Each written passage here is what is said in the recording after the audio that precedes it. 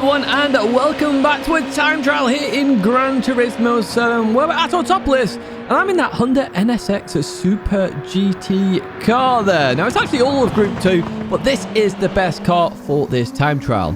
We're on racing soft tyres. I put this difficulty at medium. You do have to believe in downforce and carry that speed. So the more speed you carry, the more your car will turn, and so on and so forth, and you keep pushing the limits. Goal estimate around a 133.6. I do suspect a 130.9 will be had by somebody at some point this week or next week as well. If you do enjoy these, as always, give them a like, subscribe to the channel, hit the hype button as well if it has really helped you out, and the hype button is available. But without further ado, let's jump into this time trial then. So we start off with my wheel lap, of course, my fastest lap of my session this morning. I'm going to head towards turn number 1, and on the left-hand side, we're just looking past the 100 board at the orange painted barrier. This is our first brake marker. I want you to brake in a straight line now. I don't want you to turn in too early, because it drops off a little bit. If you turn in too early, you're just going to run wide here. So on the left-hand side, orange painted barrier, I'm going to hit the brakes, and I'm going to slow this down now to 50% so we can watch this. Down towards second gear, I trail brake a little bit more here. I'm going to go up to third gear once I clip this curb. The reason for that is I don't want to get any power oversteer on the exit. So third gear is just a bit more stable, and I can continue on through as normal. I'm going to head towards the next corner then, full speed here as we get to this moment. On the left-hand side, we have this escape road, okay? It's after the escape road, but before the 50 board up ahead, which is why I've highlighted them both right here. Now, on chase cam, you can see it here again. So arguably, it's going to be when the escape road is at the bottom of your screen. I'm going to slow it down to 50% here. Watch what I do here. Very late turn in, staying in third gear. We clip the curb. Once we've clipped it, we can then start accelerating. What we're going to do now is dab the brakes a little bit and let the car roll through this bit. Then we'll accelerate to carry a bit more speed, use that downforce, clip the second part of the curb, and then continue towards the hairpin. It's all about carrying speed through there. Remember, downforce is the critical part of this. We get to this brake marker here on the right-hand side, which is the end of the curb. This is a hairpin. You're going to drop to first gear for this corner, okay?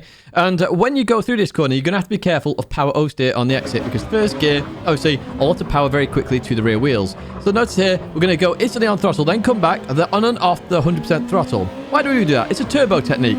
Turbo goes full on, wheel spin straight away, come off, the wheels grip, go back on, we get the full power again, so on and so forth. We get to this point here, okay? We have this curb on the right-hand side. This is our turning marker. Arguably, you don't have to brake for this corner. You can just lift off, drop a gear, and go through it. Some of you may find braking just that little bit easier, so it's entirely your choice for this one. But accelerate in towards the corner. Remember, we're trying to carry as much speed as possible. So I'm up to fourth gear here, and then I release my throttle a little bit. I clip the curb, and then I'm looking for this marshal box. This is my accelerating marker. I talked about it in Daily Race A this week. Similar situation. It's just gone past the inside barrier, and it's heading towards the center of your screen. The earlier you do it, possibly understeer will occur, and there's more chance of going wide. However, if you can nail it early on, the risk is there, and the reward is obviously a faster lap time. So we continue on through here. We manage to stay on the circuit as we accelerate towards the next hairpin here at Autopolis. What we're looking for is on the right side. So this is the first arrow. We ignore that one. We go to the second arrow. It's the one in the middle of these three arrows. This is our brake marker. So as it hits the edge of your screen, you're going to hit the brakes. And once again, you're going to go down to first gear for this corner.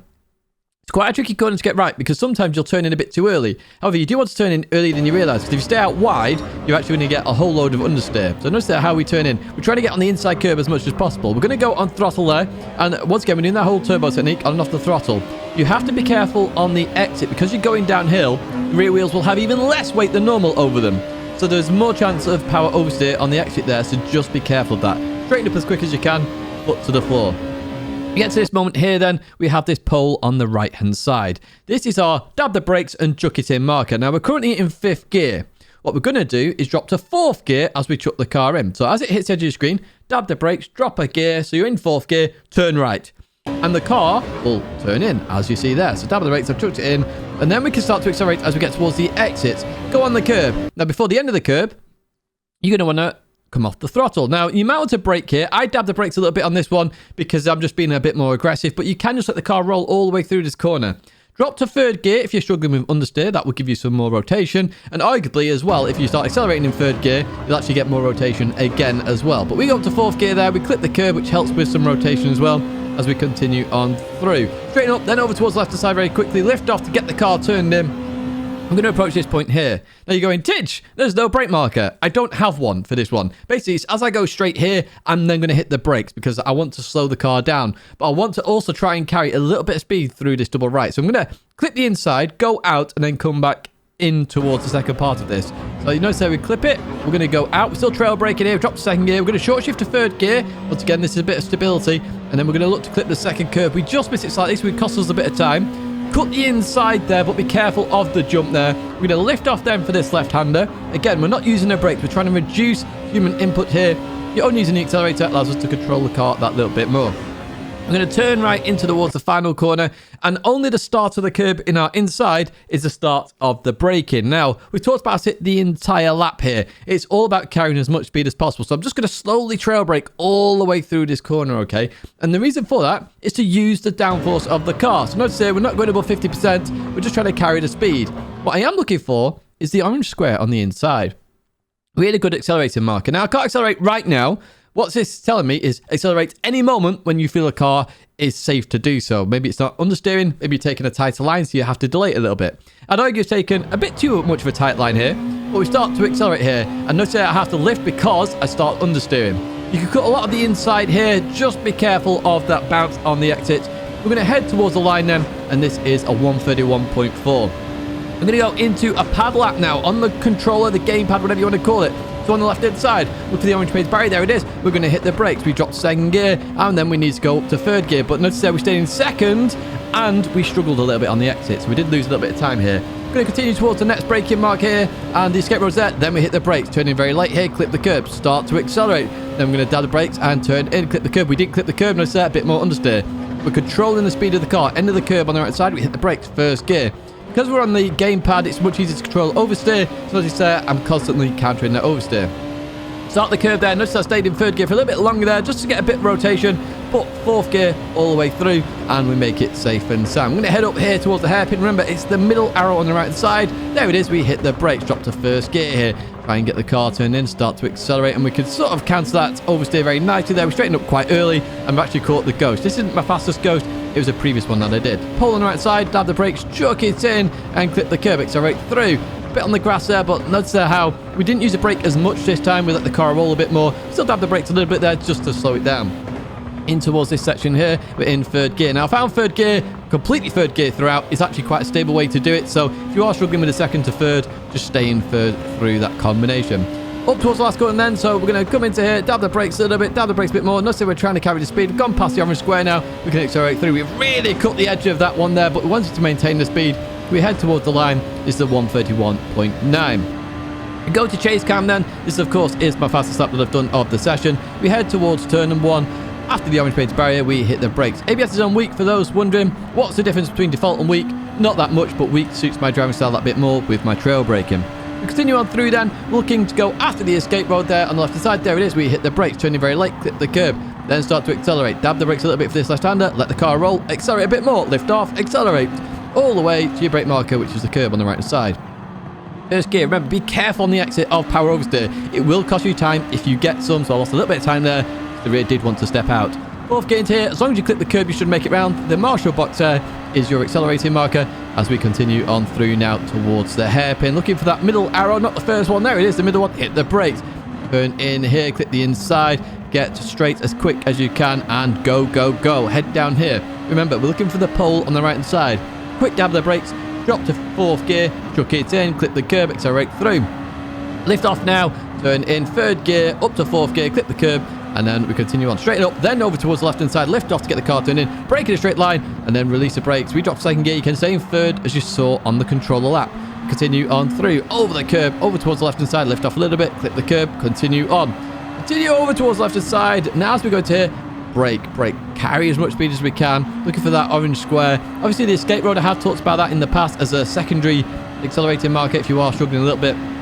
That's a 131.400. We go to our VR lap then now. My VR lap actually beats my previous record, which some of you will be like, oh, Tidge, VR is faster, but I went quicker then again on the wheel. In towards turn 1, remember, after the orange painted barrier, we're going to hit the brakes. Notice how we drop second gear, we're going to go up to third gear in the middle of the corner and continue on. I actually learned more about this lap on VR than I did when I was just racing on my wheel, which is very interesting. On the left-hand side then, the escape road, just after that, we're going to hit the brakes. turn in. Once again, off the curb, accelerate a little bit. Down the brakes a little bit, clip the curb, accelerate a bit more, lift off, clip the curb, accelerate a bit more, end of the curb, hit the brakes, first gear. Now we can look round the corner now on VR. It really does help in terms of exits here at Autopolis being in VR because you can look round the corner. Start the curb there is our accelerator marker. Notice that we stay in third gear for a lot longer, then we go up to fourth gear. Arguably that costs us a little bit of time, nothing major, but if you're just trying to get gold, I highly recommend you do that. So on the middle arrow on the right hand side, we're going to hit the brakes, drop to first gear here. Look round the corner, looking down the hill, instantly start accelerating. We can straighten up a bit earlier because we can see the exit of the corner. Looking for the pole on the right side. This is literally as it hits the edge of your car there on the right. Chuck it in, accelerate through the corner. Now we're going to go to here. You can drop to third gear, clip the curb, then up to fourth gear as we continue towards the left-hand side. And then we're going to brake in a straight line. And we drop to second gear and go up to third gear. Now I learnt this on VR, which is why I went back on my wheel to improve it, or went back to 2D vision rather than 3D, which is what VR is.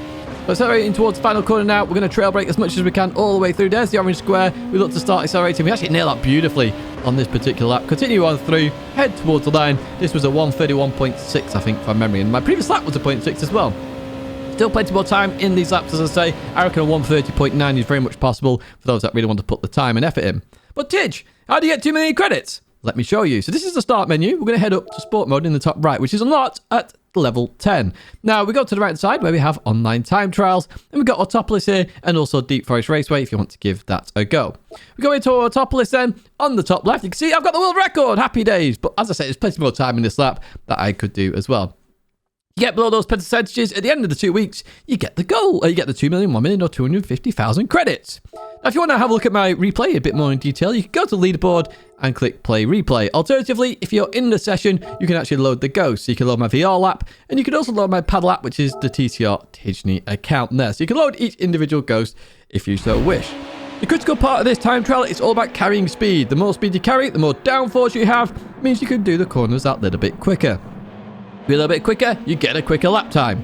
Very simple formula. It's just harder to actually do it because you're putting so much into the car. But believe in the car and it will work. Now, if you believe in this video, make sure you do give it a like and subscribe to the channel. Hit the hype button if you have enjoyed this video and it's helped you out as well. Do check out my partners down below, Fanatec, GT Media, and Coach Dave Academy. All the info is in the description. And remember, Coach Dave Academy will help you improve on your laps. And all my Delta stuff is in there as well. Videos I check out, including last week's time trial. A big thank you for watching as always, and I hope to see you in another video or live stream again very soon.